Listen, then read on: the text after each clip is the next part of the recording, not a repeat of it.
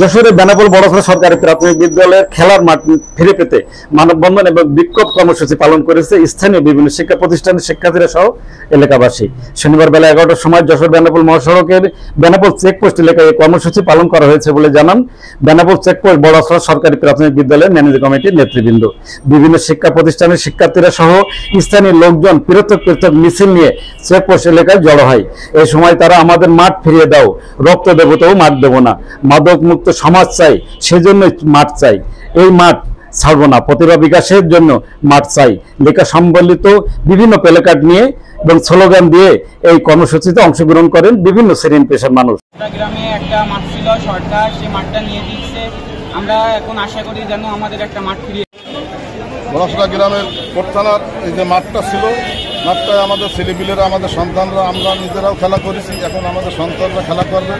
সরকারের কাছে একটাই দাবি যে মাঠটা ফিরে। আপনারা জানেন যে বড়সড়া গ্রামের একটা এখানে মাঠ ছিল 10 থেকে 12 বিঘা জমির উপরে। এই মাঠ আপনার বাস টার্মিনাল করেছে এখন সরকার কর্তৃক অধিগ্রহণ করে। এখন আমাদের এখানকার সীমান্তবর্তী ছেলেরা খেলতে চায়, আমাদের খেলার মাঠ আমরা ফিরে পেতে চাই। আমরা ছেলেপেলের মাদকের দিকে ঝুঁকছে, আমরা সরকারের কাছে বিনীত আবেদন জানাই। আমাদের এই জেলার অভিভাবক হলো মাননীয় ডিসি মহোদয়, আমরা ডিসি মহোদয়ের কাছে আবেদন জানাই আমাদের এই খেলার মাঠটি, এই মাঠটি ফিরিয়ে দেওয়া হোক। বড়সড় সরকারি প্রাথমিক বিদ্যালয়ের প্রধান শিক্ষিকা হামিদা খাতুন বলেন, 2011 সালের বিকল্প মাঠ দেওয়ার প্রস্তাবে বিদ্যালয় কর্তৃপক্ষ এবং এলাকাবাসীর সাথে বন্দোবস্তের একটি সমঝোতা হয়। এই জন্যই বেনাপোল স্থলবন্দর কর্তৃপক্ষ অধিগ্রহণ করেন এই জমিটি এবং স্কুল কর্তৃপক্ষ জমিটি অধিগ্রহণ করার পক্ষে মত দেন। এ ব্যাপারে একাধিকবার যশোর জেলা প্রশাসকের সাথে মৌখিকভাবে আবেদন করেও এবং লিখিতভাবে মাঠের বিষয়ে আবেদন করেও কোনো সুরাহা হয়নি। ইতিমধ্যে কয়েক দফায় মানববন্ধন করা হয়েছে, মাঠ ফিরে পাওয়া যায়নি বলে জানান স্থানীয়রা।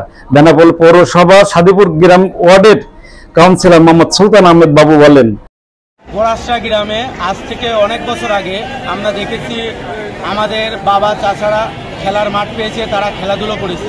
কিন্তু আমরা এই যে নতুন প্রজন্ম, আমরা যে খেলাধুলায় আগ্রহী, আমাদের একটা খেলার মাঠ নেই। আমাদের সরকার আমাদের কাছ থেকে মাঠ কিনে নিয়েছে। আমাদের বড়াসড়া গ্রামের তরুণ প্রজন্মের একটাই দাবি, আমাদের খেলার মাঠ চাই।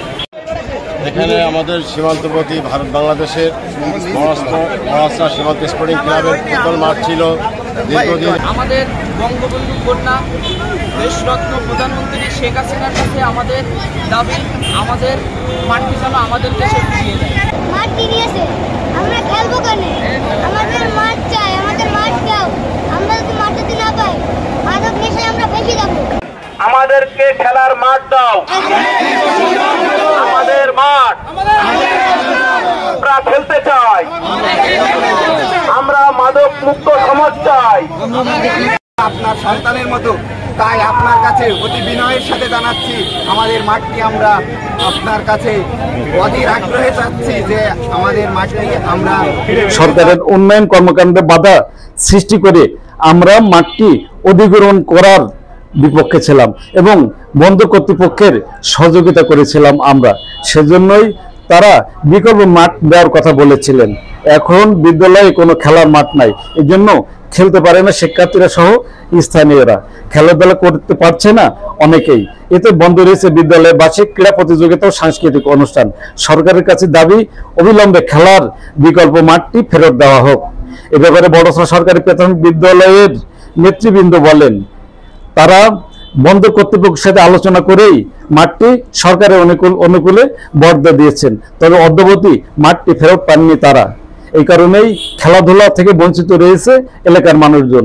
তারা জড়াচ্ছে যেমন চোরাচালানিতে, জড়াচ্ছে মাদকাসক্তের। এই জন্য কর্তৃপক্ষের কাছে মাঠটি ফেরতের দাবি জানান তারা।